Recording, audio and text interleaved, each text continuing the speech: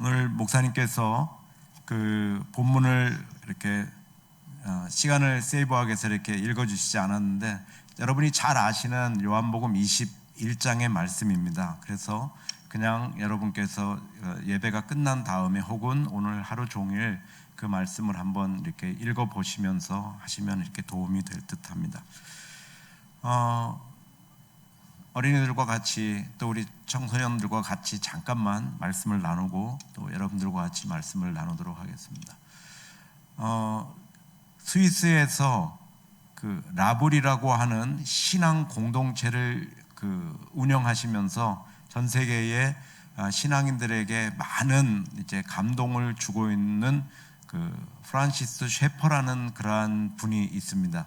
그분이 이런 말을 했어요. 뭐라고 말했냐면, 이제 예수님을 믿는 사람들 가운데서 저 사람이 정말 그리스도인인가 아닌가를 판단할 수 있는 한 가지 표식을, 그 사인을 대라고 하면 그것이 무엇이겠느냐? 그것은 사랑이라고 말했습니다. 예수 믿는 사람들에게 정말 저 사람이 예수 믿는 사람인가 아닌가, 그것을 구별할 수 있는 한 가지만 되라고 하면 그것은 사랑이다, 그렇게 말했어요. 제가 아는 어떤 목사님 한 분 계십니다. 그분 목사님이 이렇게 새 신발을 이렇게 신었어요. 그리고 나서 목사님들이 이렇게 농어촌 목사님들과 같이 모이는 그러한 모임에 이렇게 가셨는데, 새로운 신발이니까 신발이 얼마나 이쁘고 좋겠어요. 그러니까 후배 목사님이 목사님 오늘 신발 참 좋습니다, 이렇게 말했어요. 그러면 어떻게 말해야 돼요? 이 신발 어디 가면 살 수 있어? 그렇게 말해야 되는데, 신발 얼마큼 신어? 농촌에서 온 목사님 신발이 다 낡았고 이제 그랬는데, 그러니까 얼마를 신습니까? 그러니까 그 자리에서 신발을 바꿔 신었어요. 여러분들이 어떤 친구 새로운 신발 샀는데, 친구가 이렇게, 여러분이 뭐 조던이든지 요새 말하는 나이키 같은 걸 신었는데 친구가 너 신발 좋다 그러면 신발 바꿔 신으면 어떻게 될까요? 집에 못 들어갑니다. 그러니까 신발은 바꿔 신지 말고, 여러분이 이렇게 조그만 이렇게 뭐 학용품이 좋은 게 있거나 아니면은 여러분 주변에 이렇게 여러분이 좀 도움이 필요한 그러한 사람들이 있으면, 여러분들이 여러분의 것을, 진짜 사랑은 자기 것을 축을 내는 사랑이에요. 그래서 시간을 축을 내고 땀을 축을 내고 그리고 자신의 물질을 축을 내는 사랑이 진짜 사랑이에요. 근데 우리 그리스도인들은 다 사랑한다 그러는데 뭘로 사랑하느냐? 자기 것을 축을 내지 않아요. 뭘로 자꾸 우리는 말로 때우려고. 그래서 제가 너를 위해서 기도하고 있어. 정말 그 사람을 가슴에 품고 기도하면 우리는 그 사람을 정말 구원하고 싶으면, 그 사람의 진리의 등정길을 내가 방해하고 싶지 않으면, 내 사랑하는 친구를 정말 주님 앞으로 이끌고 싶으면 어떻게 해야 되냐면요, 그 사람의 종이 되어야 돼요. 사도 바울이라는 사람이 있었는데, 사도 바울이 뭐라고 말하냐면, 자기는 자유인이지만 스스로 모든 사람들에게 노예가 되었다, 이렇게 말해요. 하나님의 종이 되었을 뿐만 아니라 사람들에게도 그렇게 했다. 왜냐하면 나는 다른 사람들의 생명을 구원하기 위해서 어떻게 했다고요? 스스로 종이 되었다고 이렇게 말해요. 오늘 우리 주보에 써 있는 주제가 뭐죠? 화목. 이제 다 화목하길 원해요. 그랬는데 어느 어린아이가 이렇게 물어봤어요.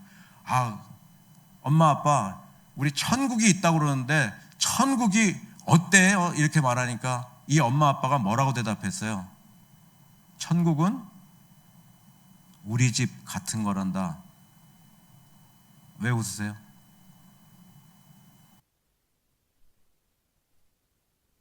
왜 가정이 화목하지 못할까요?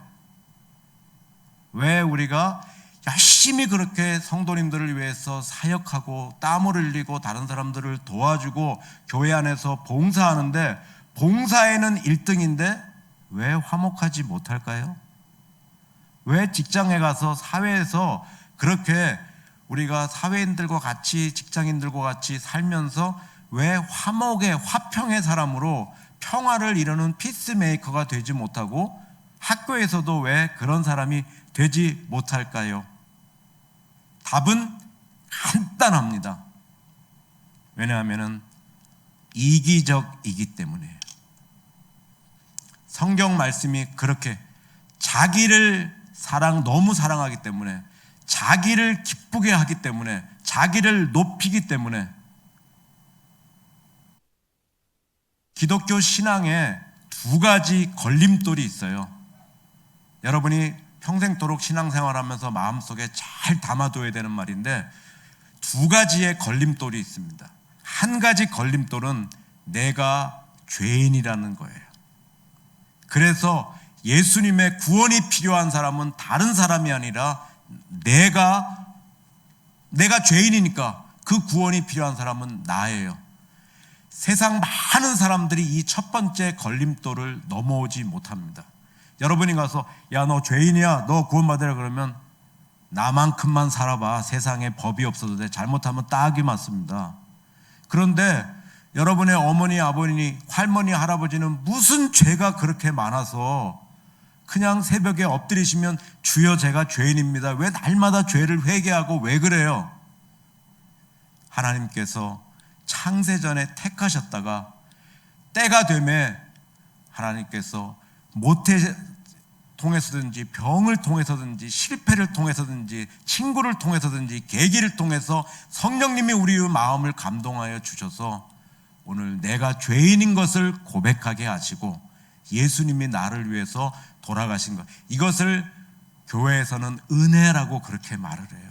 그래서 하나님께서 은혜 주셔서 우리로 하여금 내가 구원이 필요한 죄인이라는 것을 고백하게 하셔서 우리를 구원하시는 것, 이것이 신앙생활의 첫 번째 걸림돌입니다. 세상 사람들은 이 걸림돌을 넘지를 못해요. 그런데 우리는 하나님의 은혜로 우리가 이것을 넘어서 우리가 하나님 안에서 구원받고 하나님의 자녀가 되는 축복을 누렸습니다. 그런데 2번째 걸림돌이 있어요. 이 2번째 걸림돌은 많은 신앙인들이 넘어가지 못해요. 그 2번째 걸림돌이 무엇이냐? self denial, 자기 부인이에요. 예수님께서 말씀하시기를 뭐라고 말했냐면 신앙생활은 누리는 거야. 그래서 수고하고 무거운 짐 졌었지 다 내게로 와. 그럼 내가 너에게 쉼을 주리라. 내가 주는 평안은 세상이 주는 것과 같지 않다. 그리고 내가 온 것은 양으로 생명을 얻게 하고 더 풍성한 삶을 누려야 된다. 그래서 그리스도인들은 무엇을 행하기 전에 행복해야 돼요. 예배당 문 들어올 때 기뻐야 돼요. 신앙생활은 뭐 하는 거라고요? 누리는 거예요. 행복한 거예요. 근데 이게 전부가 아니에요. 진짜 그리스도인이 되어서 행복을 누리면 그 행복을 누구에게 나눠줘야 돼요? 주변에 고통받는 나의 친구들, 소망 없이 절망을 살아가는 사람들에게 나눠줘야 돼요. 그 삶은 무엇을 통해서 이루어지느냐? 자기 부인을 통해서 이루어지는 거예요. 그것을 우리는 드림의 삶이라고 그러는데 여러분이 머릿속에 잘 기억해요. 나는 첫 번째 관문을 넘어서 예수님이 내가 기도할 때 내게 은혜 주시고 찬송할 때 마음에 이렇게 기쁨을 주시고 그랬으니까 이제 내가 누리는 삶에서 드림의 삶을 살아간다. 이 드림의 삶을 다른 말로 하면 제자의 삶이라고도 할 수 있어요. 이것이 다 돼야 진짜 그리스도인이 되는 거예요. 우리가 진짜 그리스도인이 되고 싶지만 잘 되지 못하는 게 뭐냐면은 2번째 걸림돌, 자기 부인. 그래서 예수님이 뭐라고 말했어요? 너 안에서 정말 풍성한 삶 누렸지? 그런데 이제 너희가 나를 따라오려거든, 진짜 제자가 되려거든 누구를 부인하고 자기를 부인하고, 그래서 그리스도인들은 사도 바울 선생님처럼 스스로 종이 되는 사람이에요.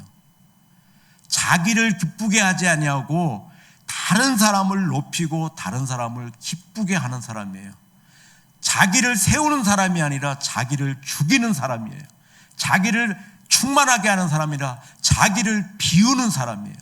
모든 그리스도인, 죄송합니다, 모든은 아니고 대부분의 그리스도인들이 다 여기서 넘어져요. 오늘 우리 주일학교와 또 우리 중고등부 학생들도 마음속에 나 하나님의 은혜로 구원받았으니까 아름답게 찬양하고 정말 그 기쁨을 누리고, 그 다음에는 내 넘쳐나는 기쁨을 다른 사람에게 나눠줘서 구원하려고 한다면 내가 제자의 길 걸어가야지. 이 제자의 길은 자기 부인의 삶을 살아가기 때문에 눈물 없이는 못 가는 길이지, 그러나 나 이 길 한번 걸어서 다른 사람 다 자기 자랑하지만 나는 자기를 낮추고, 자기를 위해서 다른 사람들이 살지만 나는 다른 사람들을 위해서 헌신하고 봉사하고 다름의 삶을 내가 한번 살아가면 좋겠다. 여러분이 그렇게 살아가면요, 다른 사람들과 다르게 살아가면 그게 메시지와 감동으로 남는 거예요. 오늘 말씀은 그렇게 어렵지 않아서 여러분들도 엄마 아빠하고 나누는 말씀을 들어보면, 그러나 두 가지만 마음속에 꼭 담기를 바랍니다. 두 걸림돌 중에서 하나님의 은혜로 구원받았으니까 나는 날마다 하나님 앞에 은혜에 감사하고 누리며 살면서 이제부터는 제자의 삶, 그 걸림돌 반드시 넘어서 진짜 신앙인 내가 되겠다. 여러분, 이 결심하면 여러분의 삶이 이 땅에서 표상이 될 수 있어요. 본이 될 수 있습니다. 1989년 10월 13일 목사 안수를 받고 주변에서 하나님의 종이라고 불리워지면서 이 길을 걸어온 지 어느덧 33년의 시간이 지나가고 있습니다.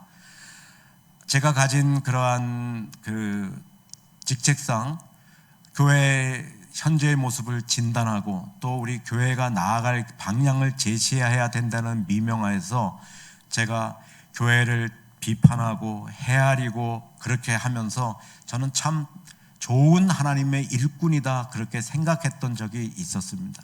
그런데 시간이 지남에 따라서 저는 외식하고 어린 종 아닌가, 아직도 부족하고 연약한 종 아닌가 하는 그러한 생각을 가지고 주님 앞에서 날마다 이렇게 자기 자신을 돌아보고 생활하고 있습니다. 마태복음 7장 23절에 보면 예수님과 거짓 선지자들과의 대화가 나타납니다.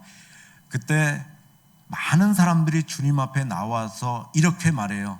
그때에 많은 사람들이 주님 앞에 나와서 말하기를 주여 주여 내가 주님의 이름으로 선지자 노릇하며 귀신을 쫓아내며 권능을 행하지 않았습니까? 이렇게 말을 해요. 그때 예수님께서 뭐라고 대답하셨어요? 불법을 행하는 자들아 내가 너희를 도무지 알지 못하나니 내게서 떠나가라. 제가 이 말씀을 읽을 때 너무나도 충격적이었습니다. 이 사람들은 지금 예수님 앞에 나와서 자신의 삶을 정리하는 사람들이기 때문에 예수님께 거짓말을 하거나 예수님을 속이려고 하는 게 아니에요. 자기가 그렇게 속으면서 착각하면서 살았다는 것입니다. 여기서 제일 무서운 말이 뭐냐면 지금이 아니라 엔에케인의 테메라, 그때에 at that time 주님이 우리를 심판하시는 그날, 그때 폴로이 한두 사람이 아니라 많은 사람들이 그런 착각을 하면서 살았다는 거예요. 그 사람들이 뭐 했어요? 우리가 주님의 이름으로 선지자처럼 말씀을 전했습니다. 권능을 행하고 귀신들을 쫓아내는 아름다운 사역들을 많이 했습니다. 사역에는 성공할 수 있지만 존재에는 실패할 수 있습니다. 중요한 것은 주님 앞에 서는 날이 중요하고 주변의 시각이 아니라 하나님의 평가가 중요합니다. 그래서 실상이 중요해요. 여러분, 인생은 반복입니다. 우리는 이 새벽부터 밤늦게까지 우리가 이마에서 땀이 흐르도록 그렇게 학생들은 열심히 공부하고 또 우리 직장인들은 또 열심히 일하고 또 우리 그 주부 성도님들은 어떻게든지 가정을 잘 돌보기 위해서 그렇게 노력해요. 아침부터 밤늦게까지 우리는 인생은 반복이에요. 그런데 도대체 누구를 위한 반복이고 무엇을 위한 반복인지를 이런 특별 새벽기를 통해서 점검하지 않으면 내가 정말 잘 살고 있는지 바로 살고 있는지 이렇게 살아도 되는지를 중간 점검을 하지 않으면 마지막 날에 섰을 때 주님 앞에 섰을 때 우리가 부끄럽게 설 수밖에 없는 거예요. 실상이 중요합니다. 여러분, 사역에는 성공했지만 존재에 실패한 교회가 화목을 그래서 이루지 못했던 교회가 어떤 교회였냐면은 로마 교회가 있습니다. 로마 교회는 바울이 세우지 않은 교회인데 로마 교회가 얼마나 예수님을 잘 믿었나 하면 믿음의 소문이 온 세상에 다 퍼질 정도의 아름답게 신앙생활했던 교회였습니다. 그러나 어떤 교회든 문제가 없는 교회는 없으니까 왜 우리가 하나님 나라 가는 날까지 완전해지기 위해서 그렇게 자기 부인의 삶을 살아가지만 아직도 부족하니까 어떤 교회든지 문제가 없는 교회란 하나도 없어요. 심지어는 로마 교회도 문제가 있었어요. 믿음의 소문이 온 세상에 펼치는 믿음의 용사들이 살았지만 그런데 이 로마 교회에 문제가 무슨 문제가 생겼냐면은 음식 먹는 문제를 가지고 그리고 날을 지키는 어떤 날이 더 크는가 하는 문제를 가지고 서로 간에 교인들 사이에 다툼이 일어났어요. 그래서 믿음이 강한 자들은 아무거나 다 하나님이 다 깨끗다고 하셨으니까 모든 날이 다 주님의 날이니까 우리가 어떤 날도 더 귀히 여길 필요 없고 모든 것을 다 먹을 수 있다. 이렇게 먹는 사람들은 그것을 먹지 못하는 사람들은 니네가 믿음이 없어 그러는 것이다. 그렇게 업신 여겼습니다. 반면에 유대 그리스도인 어려서부터 그 음식법을 따라서 아무거나 먹지 못하는 게 많았던 사람들은 아무 것이나 먹는 이방 그리스도인들을 보면서 너희가 어떻게 하나님의 그 귀한 몸에다가 더러운 것들로 채울 수가 있느냐 그렇게 비판했습니다. 교회가 그래서 믿음은 충만했는데 음식 먹는 문제를 가지고 생활 방식의 문제를 가지고 서로 물고 뜯는 그러한 안타까운 사실이 발견했습니다. 그때 사도 바울이 뭐라고 말하는 줄 알아요? 15장 1절에서 너희가 믿음이 강한 자이냐? 그러면 믿음이 강한 자가 믿음이 약한 자들의 약점을 담당하고 자기를 기쁘게 하지 않으려 한다. 뭐예요? 지금 로마 교회는 사역에는 성공했지만 존재에는 실패했습니다. 믿음에는 성공했지만 하나님을 섬기는 데는 성공했지만은 사람들을 섬기는 데 실패해서 사랑에는 지금 실패하고 있습니다. 지금 누구를 높이고 있어요? 자기를 높여요. 자기를 세워요. 열심히 봉사하지만 교회가 자기를 알아주기를 바라고 자기 죽임에 지금 몇 번째 걸림돌을 못 넘고 있습니까? 두 번째 걸림돌을 못 넘고 있어요. 무슨 삶? 자기를 죽이는 삶, 자기 부인의 삶, 스스로 종이 되는 삶, 이런 삶을 살아가지 못했어요. 그래서 사도 바울이 말하기를 야 정말 너희가 화목해서 하나가 되길 원하냐? 그러면 믿음이 너 강하냐? 정말 예수님 잘 믿느냐? 정말 오랫동안 신앙생활했느냐? 그러면 스스로를 기쁘게 하면 안 되고 믿음이 약한 자들의 약함을 네가 담당해 줘야 되고 그들을 도와줘야지. 판단하고 비판하고 소위 말해서 거룩 경쟁하면 안 되고 누가 더 예수 잘 믿냐 경건 경쟁하면서 사람을 죽여서는 되지 않는다. 이렇게 말했어요. 여러분, 누가 사랑하고 싶지 않은 사람이 어디 있겠어요? 누가 화목하고 싶지 않은 사람이 어디 있겠습니까? 그런데 우리는 사랑의 삶 살아가고 싶지만 우리 가정이 정말 화목하게 살아서 가정 천국 이루고 싶지만 그게 그렇게 쉽지 않아요. 그래서 예수님께서 야 너희가 서로 사랑하라 이렇게만 말씀하시지 않고 명령만 하시지 않고 자, 사랑하는 게 너무 힘들지? 그러면 내가 어떻게 사랑해야 되는지 내가 사랑의 모습을 너희들에게 모본을 보여줄게. 내가 너희를 사랑한 것처럼 너희도 서로 사랑하라. 그 사랑의 모본을 우리에게 보여주시는 그 장면이 바로 요한복음 21장입니다. 오늘 요한복음 21장을 여러분이 집에 가서 한번 잘 이렇게 읽어보시면 사랑은 이렇게 하는 것이구나. 오늘 예수님처럼 사랑한다는 것이 이런 것이구나. 요한복음 21장의 상황은 이런, 요한복음 21장이 요한복음의 마지막 장입니다. 예수님 부활하셨습니다.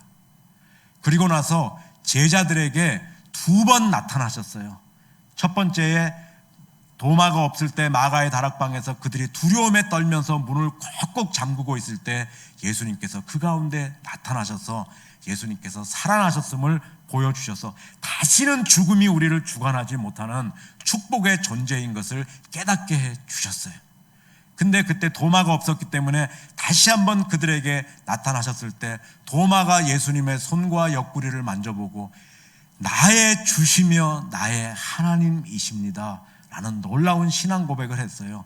여러분, 그렇다면 죽음이 자기를 주관치 못하는 그러한 생명의 영생의 존재가 되었으면 그때부터 제자들이 어떠한 삶을 살아가야 되겠습니까? 막달라 지방에 7 악령 들렸던 창녀였던 막달라 마리아가 예수님의 부활을 목격한 다음에 내가 주님 보았다, 주님 나에게 가서 이렇게 말씀하라고 하셨다고 부활의 주님을 지금 막 전파하고 다니고 있었어요. 그럼 제자들은 어때야 되겠습니까? 제자들은 당연히 더욱더 이 부활의 복음을 전해야 되겠죠. 왜? 신앙 고백에 걸맞는 삶을 살아야 될 거 아니에요. 나의 주시며 나의 하나님입니다 이렇게 했으니까. 그런데 그 고백을 한 다음에 베드로가 뭐라고 말하냐면 나는 갈릴리 바다로 고기나 잡으러 가야 되겠다.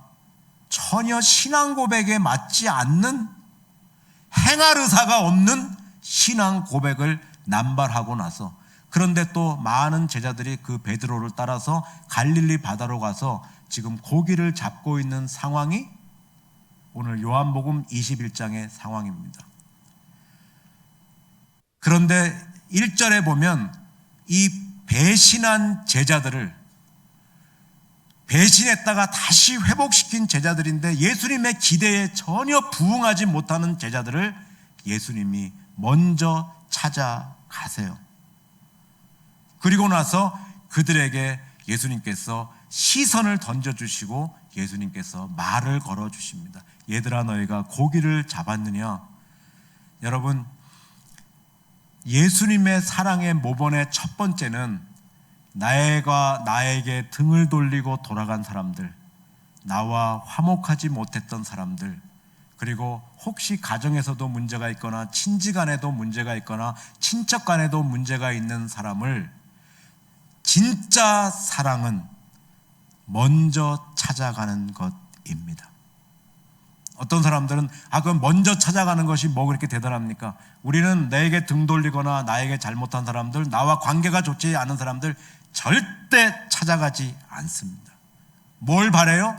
그 사람이 나에게 먼저 찾아와서 용서를 빌기를, 먼저 사과하기를. 그러나 예수님은 자기를 배신하고 기대에 전혀 부응하지 못했던 제자들을 찾아가셨어요.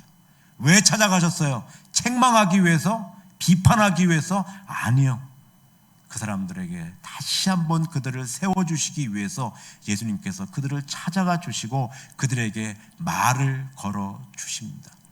여러분, 저번에도 잠깐 제가 말씀드렸습니다만 우리가 가정에서도 서로 간에 조그마한 다툼이 이렇게 있을 수 있어요. 그럴 때 여러분이 믿음이 강한 자라고 하면, 예수님을 정말 사랑하면서 신자답게 살려고 하는 사람이라고 하면 여러분이 먼저 찾아가셔야 돼요. 혹시 자녀에게도 우리가 자녀를 노엽게 한 일이 있으면 여러분이 먼저 찾아가서 그에게 시선을 맞춰주고 그에게 용서를 빌고, 그리고 그렇게 하는 것이 여러분 볼 때는 이게 아무것도 아닌 것 같지만 진짜 사랑은 작은 물꼬를 트는 데서부터 그렇게 시작되는 것입니다. 그래서 예수님의 방식은 우리가 여러분이 먼저 하나님의 은혜 받았으면 먼저 찾아가시는 거예요. 그리고 그에게 찾아가서 또 말을 걸어주시는 거예요. 그리고 나서 진짜 사랑의 모습은 예수님께서 고기 잡느라고 그렇게 피곤한 그 제자들을 위해서 그 9절에 보면 떡과 고기를 이렇게 준비해 주세요. 여러분, 진짜 사랑은 뭐냐면요, 상대방의 필요를 채워주는 것입니다.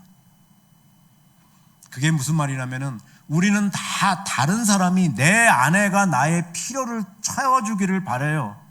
우리 자녀들도 엄마 아빠가 나의 필요를 다 채워주기를 바라요. 다른 사람의 관계에서도 저 사람이 나를 도와주기를 바라지, 내가 저 사람에게 지금 필요한 것이 무엇인가 우리는 잘 살피지 않습니다. 진짜 사랑은 도움 받기를 기대하는 것이 아니라 다른 사람의 필요를 채워주는 것입니다.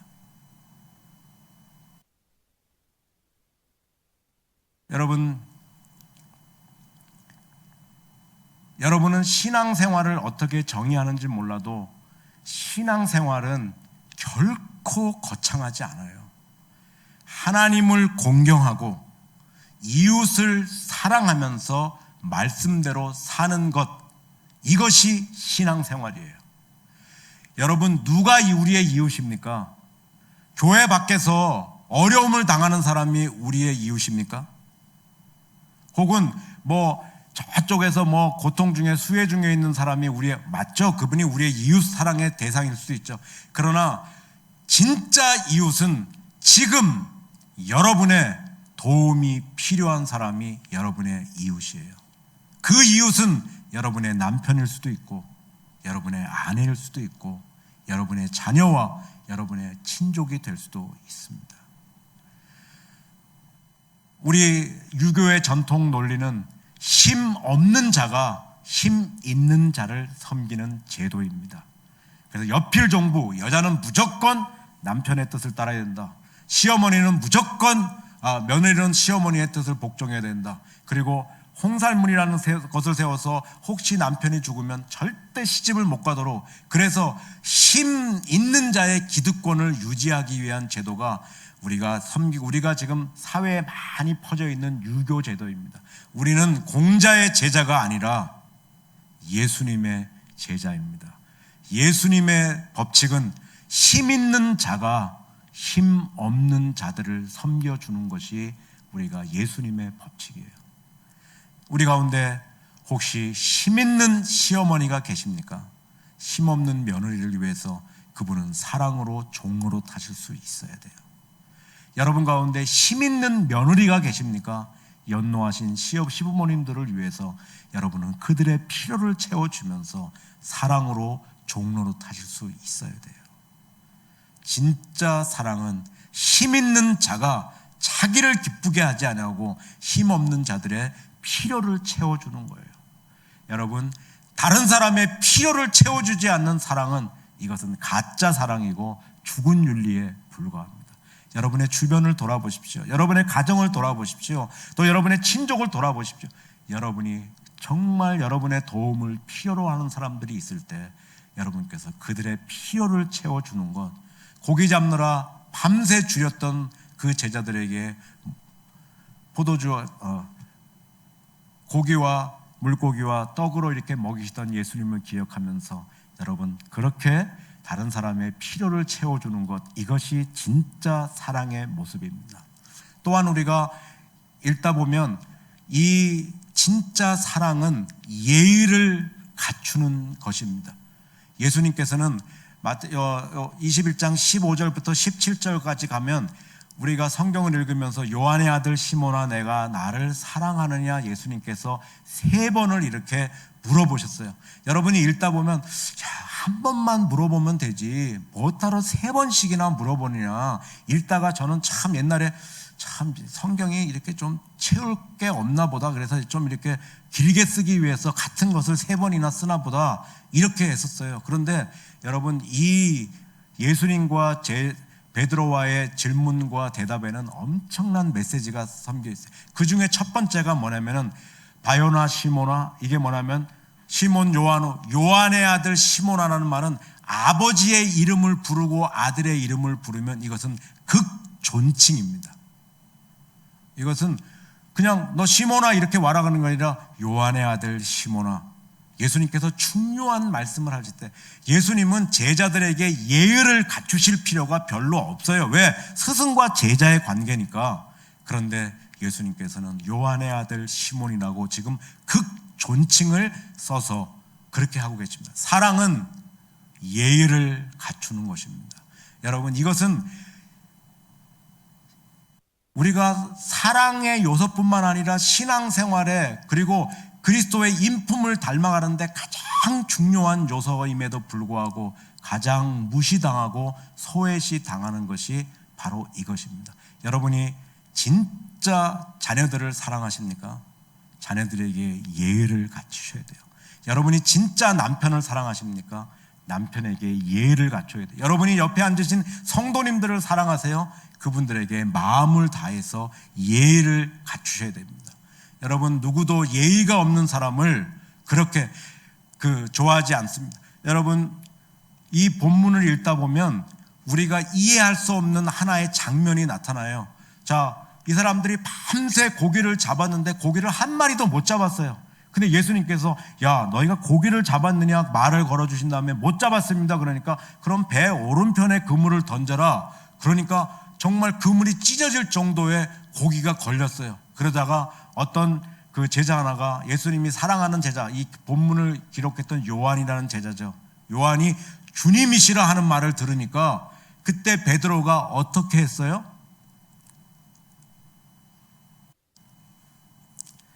이건 너무 쉬운 거는 대답을 안 하시는 모양이네. 그렇죠?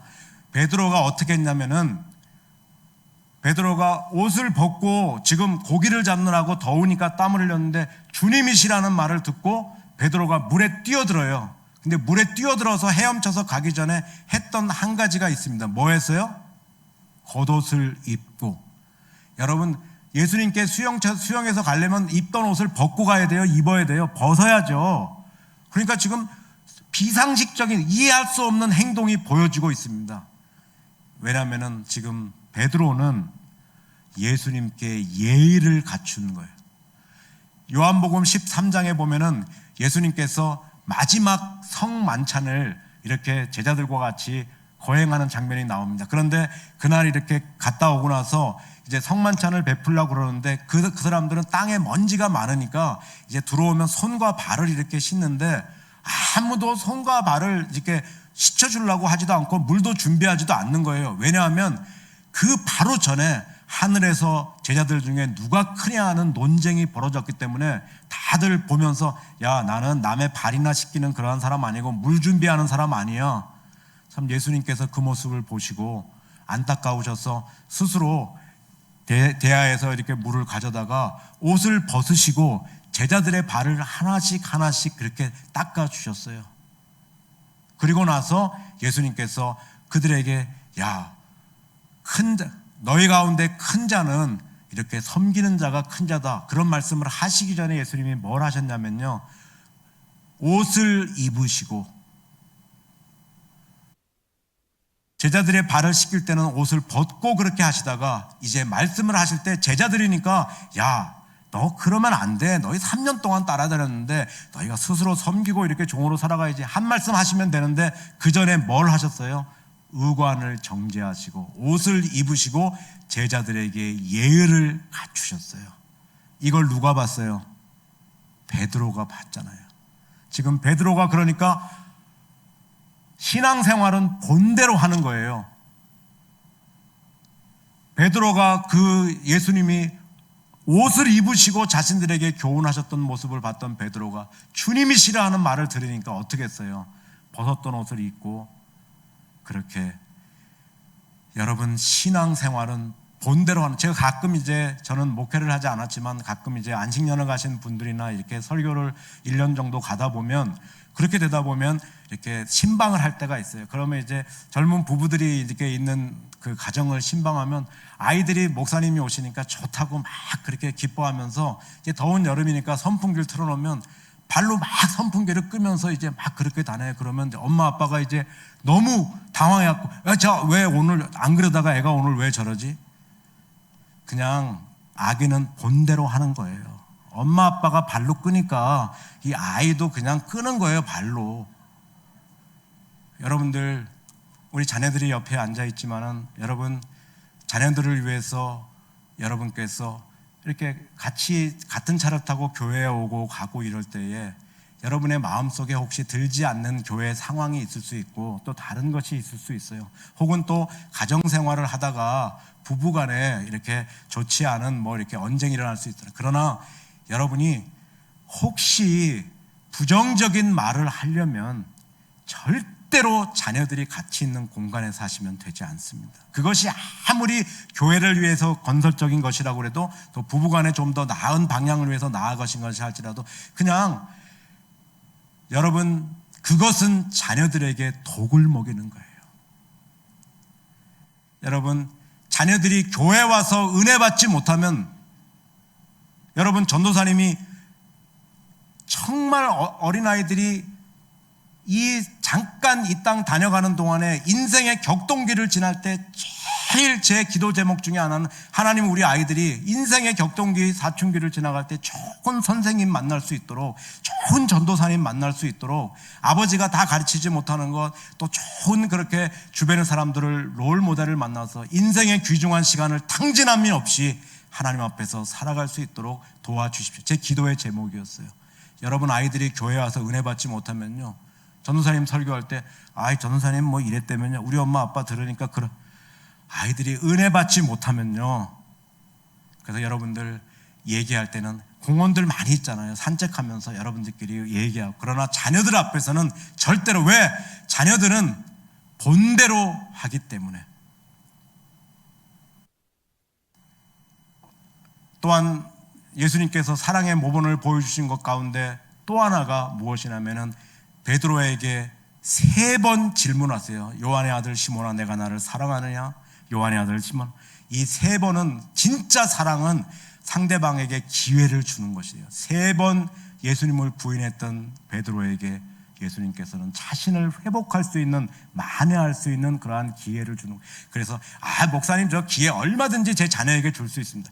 기회를 줄 수는 있지만, 기회를 준다는 것은 내 속이 썩어나는 것을 의미합니다. 기회를 주자마자 아이들이나 남편이나 혹은 내 주변의 사람들이 기대에 부응하면 좋지만, 그런 일은 잘 일어나지 않아요.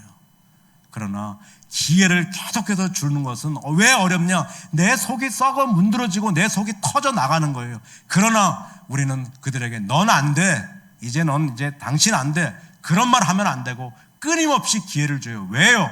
우리 주님은 내 희생과 눈물과 기도를 발판 삼아 우리 가정에, 우리 자녀에게, 내 친지들에게 부활의 역사를 일으키실 분이기 때문에 우리는 그들에게 안 된다는 말을 하면 안 되고 끊임없이 기도해주고 기회를 주어야 돼요. 그리고 나서 오늘 상대의 수준으로 예수님께서 내려가 주십니다. 우리 본문에 보면 그냥 요한의 아들 시몬아 내가 사랑하느냐 그렇게 말했지만, 원래 원문을 보면 요한 시몬우 아가파스메, 요한의 아들 시몬아 내가 나를 아가페의 사랑으로 사랑하느냐. 옛날 같으면 베드로는 네 그렇습니다 그럴 텐데 그렇게 대답 못해요. 왜? 3번이나 부인하고 기대에 전혀 부응하지 못했기 때문에. 그럴 때 필로세, 주님 제가 필리아의 그냥 스승과 제자 정도의 사랑으로밖에는 사랑 못합니다. 그때 예수님께서 또 요한의 아들 시몬아 내가 아가페의 사랑으로 나를 사랑하느냐, 저는 필리아로밖에 사랑 못합니다. 그럼 어떻게 해야 돼요? 에이 이놈아. 근데 이렇게 하지 않고 예수님께서는 그래 베드로야, 내가 그러면 요한 시몬우 필레이스메, 그럼 내가 필리아의 사랑으로는 나를 사랑하느냐. 그때 다시 베드로가 네 제가 필리아의 사랑으로는 예수님을 사랑합니다. 여러분, 진짜 사랑은 상대방의 수준으로 내려가 주는 거예요.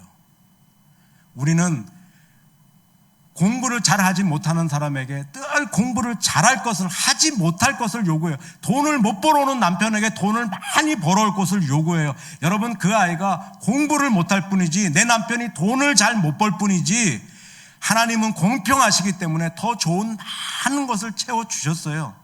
그런데 우리는 할 수 없는 것을 자꾸 요구를 합니다.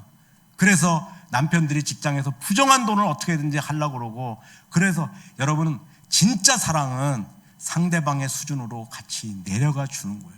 지금 할 수 없는 것을 요구하지 않고, 그러나 같이 내려가서 망가지는 것이 아니라 나중에 베드로가 얼마나 사랑의 사도로 되었어요. 그러면서 그가 진짜 사랑의 사도가 되었을 때에, 자, 너희 사랑으로 너희 띠를 동여해야 된다, 이렇게 말하면서 진짜 사랑은 상대방의 수준으로 내려가서 그들과 함께 같이 올라오는 것. 그리고 진짜 사랑의 마지막 본은 예수님께서 베드로에게, 베드로야 너는 나를 따라오느라 본이 되어 주는 것. 이것이 진짜 사랑의, 여러분, 세상 많은 사람들은 딱 두 종류의 사람이 있습니다. 사랑한다고 말하면서 사랑에 실패하는 사람들이 있고, 사랑한다고 말하지는 않지만 사랑에 성공하는, 세상 모든 사람들은 다 이 두 종류의, 오늘 우리들도 그 두 종류의 사람 중에 하나일 것입니다. 사랑한다고 말하지만 진짜 사랑을 몰라서 사랑에 실패하는 사람들이 있고, 사랑한다는 말은 하지 않지만 그러나 예수님처럼 그렇게 사랑의 모습으로 살아가는 그러한 사람들이 있습니다. 여러분, 우리 영덕교회가, 아까 제가 처음에 말씀하셨던 목사님은 정중원 목사님입니다. 많은 목회자들에게 본이 되는, 자기 것을 아낌없이 털어서 신발만이 아니라 어려운 사람들의 필요를 채워주면서 그렇게 그러한 사랑의 본을 보여주시는 그러한 분이 여러분의 목회자예요. 저에게도 많은 감동을 주셨던 그러한 분입니다. 저에게도 본을 보여주셨던 그러한 분입니다. 여러분, 우리 영덕교회가 부흥을 꿈꿉니다. 부흥이라는 것은 양적일 수도 있고 질적일 수도 있습니다. 부흥이라는 것은 교회가 본질에 충실할 때 하나님께서 내려주시는 축복이 부흥이에요. 그러면 신앙생활의 본질이라는 것이 뭐예요? 하나님을 공경하고 이웃을 사랑하면서 말씀대로 사는 것입니다.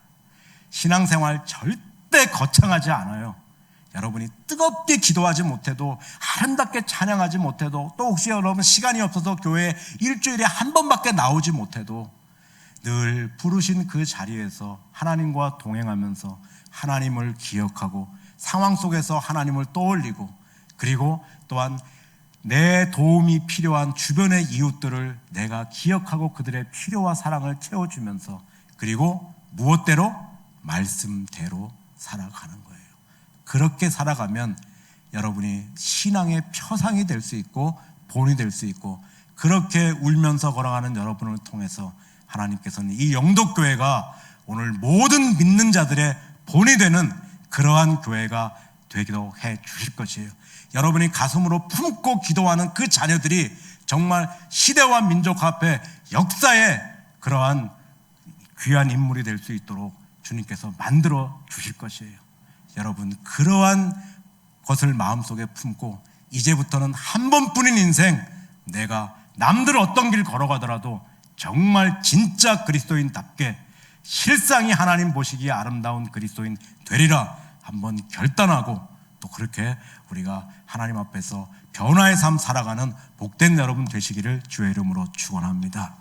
하나님 아버지, 하나님께서 피로 값주고 사시고 우리 정중원 목사님을 통해서 아름답게 27, 8년 동안 신앙생활하였던 영덕교회 성도님들과 함께 누구보다도 아름답게 신앙생활하고 섬기는 성도들과 함께 하나님 말씀 들었습니다. 하나님이 주신 은혜에 대한 인간의 최고의 반응은 변화인 것을 깨닫게 하여 주시고, 이제부터는 하나님 안에서 참된 행복의 사람으로 살아갈 수 있도록 주님 저희들을 도와주십시오. 어떠한 일이 닥쳐도 올지라도 하나님을 바로 알고 하나님께 주신 상황에 순종하고 상황보다 크신 하나님을 의지하면서 하나님 앞에 더 가까이 나아가는 사람 되게 하여 주시옵소서. 그러나 또한 동시에 존재에 성공하는 사람 되게 하여 주시옵소서. 하나님, 사역에는 성공하고 존재에는 실패하는 그러한 사람이 아니라 날마다 자기 부인의 삶을 살아서, 자기 비움의 삶을 살아서, 자기 죽임의 삶을 살아서, 스스로 종되는 삶을 살아서 내 주변의 사람들을 구원해낼 수 있는 진짜 그리스도인 되게 주님 저희를 도와주시옵소서. 주 예수 그리스도의 은혜와 하나님의 사랑하심과 성령의 교통하심이 모인 중에와 온 교회 위에 이제와 영원토록 함께 있을지어다. 아멘.